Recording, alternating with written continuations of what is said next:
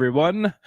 Welcome to the Packer Universe podcast, aka the Pup List. This is the first takeaway with Tay and Ren.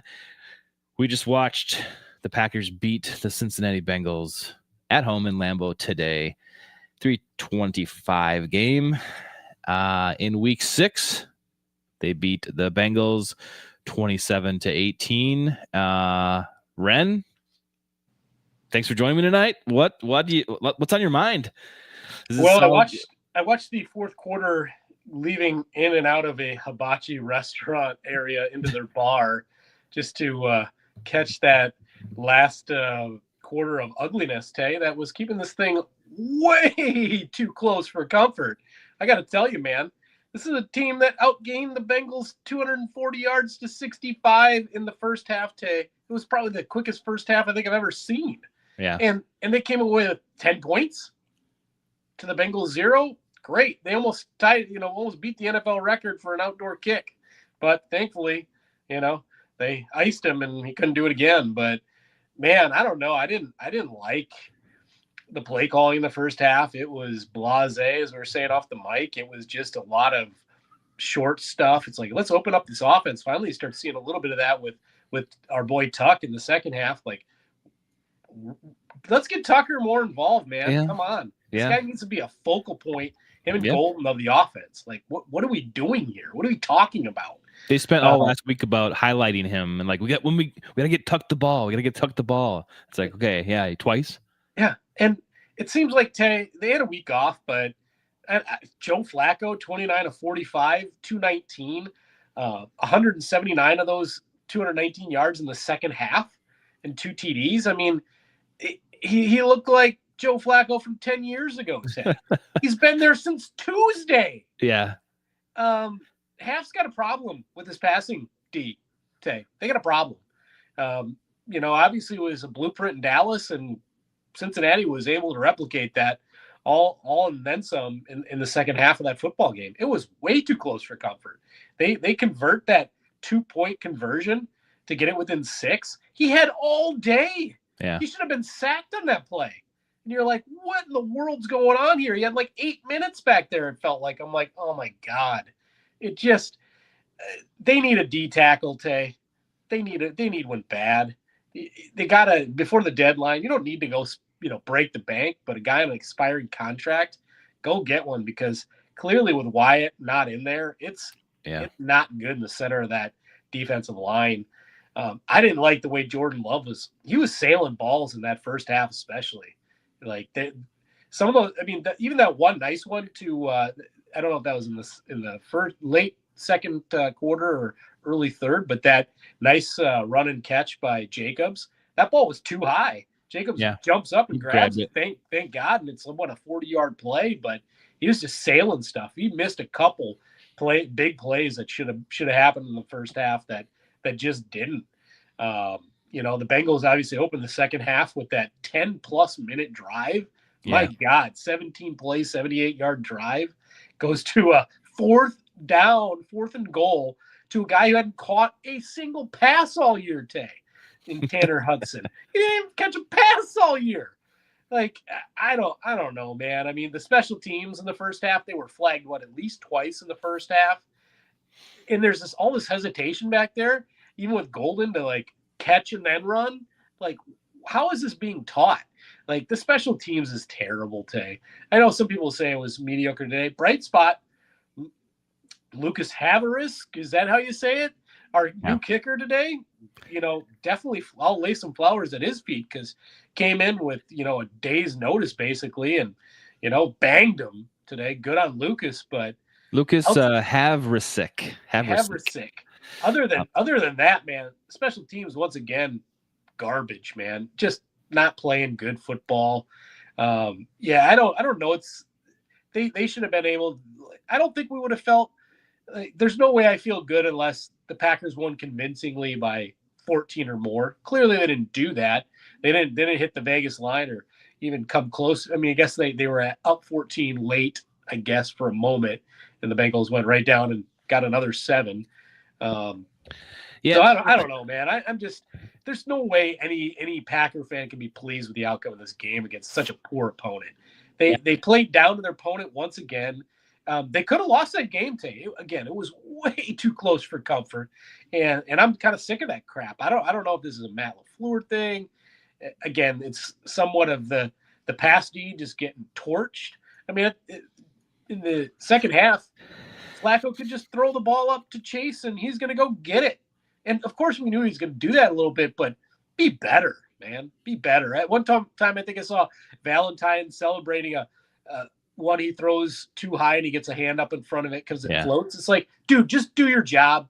Do your job. You're not kicking their ass right now. Yeah. Just be professional, look like it, and go play the next play. Get out of town. Well, Ren, the next play was with Nixon, the touchdown, or the next couple plays was that touchdown, and then he did the celebration right back at the Packers. The giddy, Valentine. It's a gritty. The gritty. Yeah, I'm up on that's a Jay Jets thing. I think he was the big gritty guy back in the day. So that Valentine gets in his face, does that. Ooh, after I blocked. Hey, it was good play, Valentine. About time.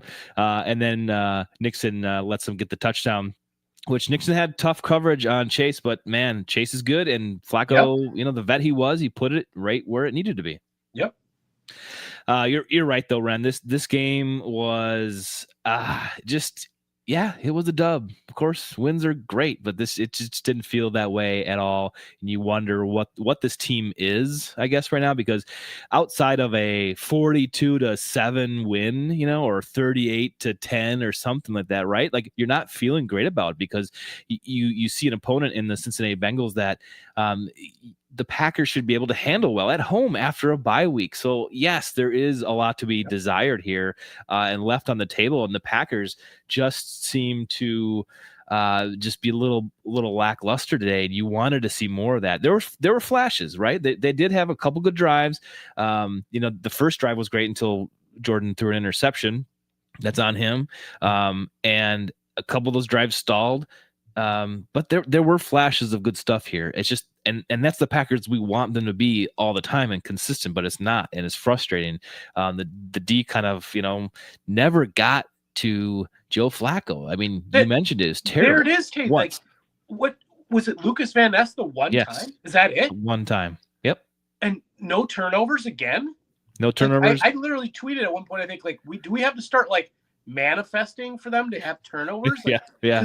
Dude, where's all the pressure? Where are the turnovers? None of it is happening. And Joe Flacco's a statue back there with a subpar O-line tag. Subpar. One of the worst in the NFL that is banged up. Yep. I don't know, man. I don't know either. I don't know. It's crazy. It's crazy. But yeah, like you said, this team played down to their opponent, and they didn't seize on this opportunity, right? We said this going into this week. Everyone said it. This is a great opportunity for the Packers to just put a team away and showcase to the NFL again what they've had. This is not the team from the first 2 weeks. It's not. And I would say that this is what this team is, right? They're they're capable of not doing everything they can and just not be. Is that their mentals? Is that their preparations? Is that the coaching? I don't know, but they just played okay. And it's enough for a win, enough to show us that they could still be a team but it's like not good enough. It's mediocrity, right? It's a dub against a horse crap team that literally took you down to the last few minutes of the game that they were in that thing, dude. Yeah. I mean, that's not acceptable. I mean, I like others talk about it, and I think you'd probably agree. When we look at the roster, I think it's in the NFC Super Bowl potential worthy. But then they play like this, and you're like, what the hell? Where's that team from what seems like 3 months ago that played the Detroit Lions and the Commanders within, 5 days? Where is that football team? Yeah. Where's that defense? Where's that pass rush? Where's that crispness on offense that just clicks up and down the field? What the heck? It's an enigma, man. Totally. I mean, you come in today with Brandon McManus, Kamal Hayden, Anthony Belton, Devontae Wyatt inactives. You get Rasheed Walker, Anthony Banks, and Zach Tom, which helps. And I think we're in the right direction. But do we need all these guys? Do we need everyone back? Tom playing good football? No, he wasn't. He's was not awful. He just got that big contract. He hasn't played well yet this year. I mean, I don't blame him. I mean, I think he's still struggling with that injury. You can tell. The oblique is not comfortable. I get it, No. but man, he looks like garbage. So, does this team need to be, the roster need to be perfect for all the stars to align for them to be dominating? Like, it shouldn't, right? I see other teams kick the crap out of the Browns. The Browns are 1-5. We know where that one win came from. Yeah. It was against the Packers. They just can't click, man. I don't know what's going on. At least I got the high last night with the Brewers beating the Cubs, but I feel like this is like going out to a really great restaurant. You know it's good. And you had a subpar meal in it. You just it just doesn't sit well with you. You know, you're like, what? Well, I paid for that and I got that. I'll throw some good vibes and some positivity. I mean, you mentioned it. Lucas Havrisik came in and did a great job for the situation he was put in. He's a second-year player technically, although he's kind of bounced around a little bit here and there with some teams. Where his regular season experience has come from being on the Los Angeles Rams in 2023, and then he kind of did some other things, but signed the guy and he did great. I mean, I think his long game is in question, but we didn't really need him to do that. Just some extra points, and field goals with under 30. So that last field goal, Tay, to put him up 9 was huge. Yeah, exactly. After they got that 2-point and they at least drive down and it was like another 40-some yard field goal, I think. I'm trying to remember, but I mean, maybe it was a 34-yard. I don't know, but he banged it and they needed it bad. Yeah. And he right down the center, and there basically was your ball game. But man, it was just way too close for comfort for me for a team that nobody else really has played them this year. But I guess, without Joe Burrow has played them that close. Yeah. Nope. But the Packers. A couple other good things. I mean, Josh Jacobs was awesome again. 18 for 93, 2 touchdowns. I mean, the guy's our MVP right now in the Packers. I don't think we're winning these games without him. Wilson was in a couple times, but this guy's our breadwinner. I mean, he can carry this offense to do greatness, and we need him drastically. But also, passing game, Dobbs was great too. I think 5 for 55. That dude is always coming up. I thought he was great. I mean, the dude was coming up when they needed to. He makes great catches with his hands.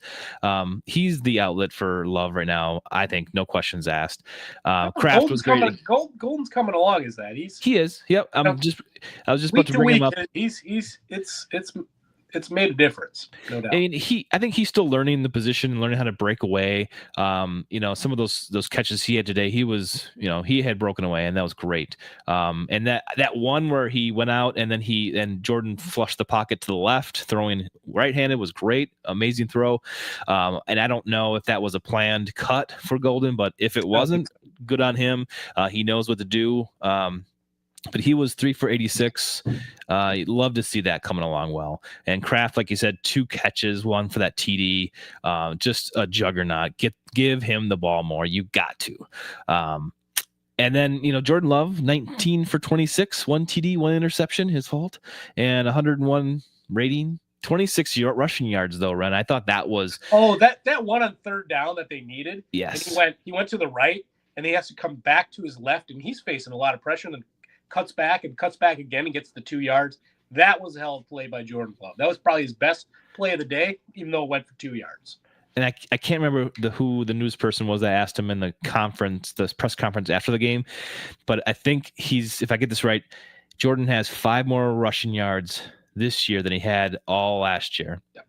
And that was one of my complaints about him. Run like Malik. That's what Malik does well. He gets out of situations and helps your team keep the drive alive.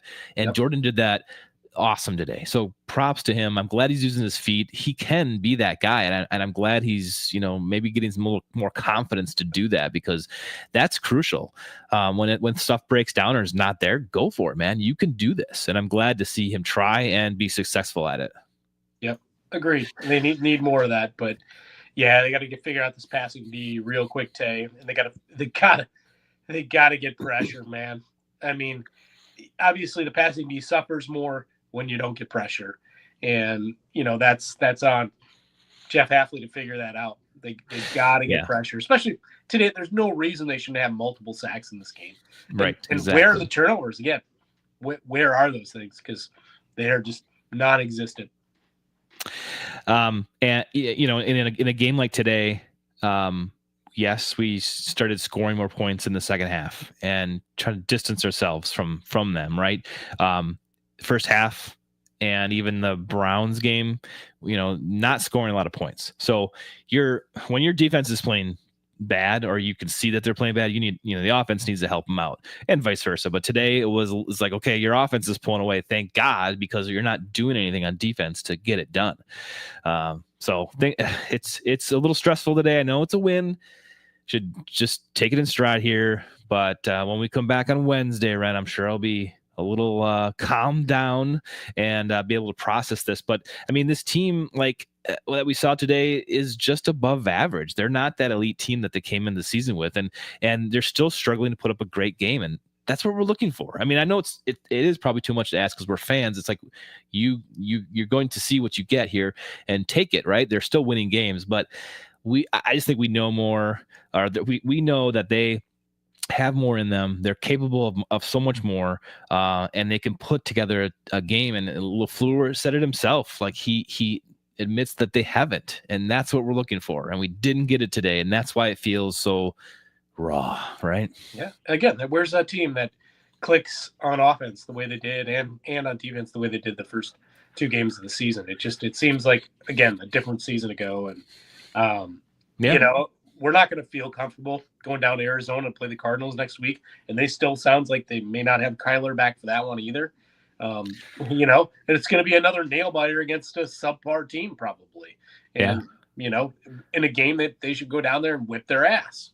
But that's the problem, Ryan. That is at this point, you can't think that anymore. Right. Yes, exactly. That's where we're at right now. We're at the point where we're like, I don't know that, I don't know. And, right now I was hanging out in the line and the Cub Podcasts' live room, and they're watching their game, and they're like, no problem. Like they're playing the Chiefs tonight, and they're probably like, yeah, I think we got this. They have all the confidence in the world with that team. Yeah. That team is probably the best team in the NFC.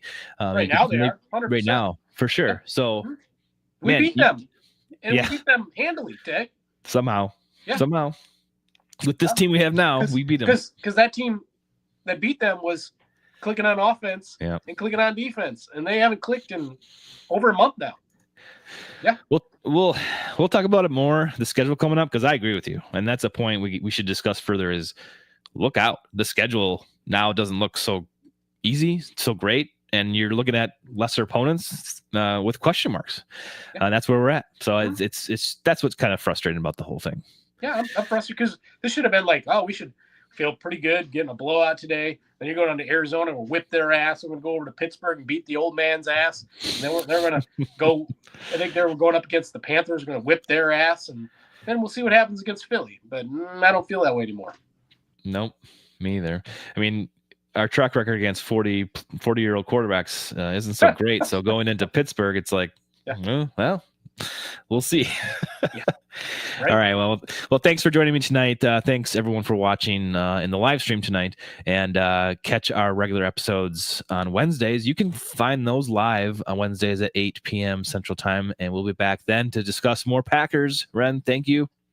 Yeah, until episode 330, where we preview the Arizona Cardinals on the Pup List.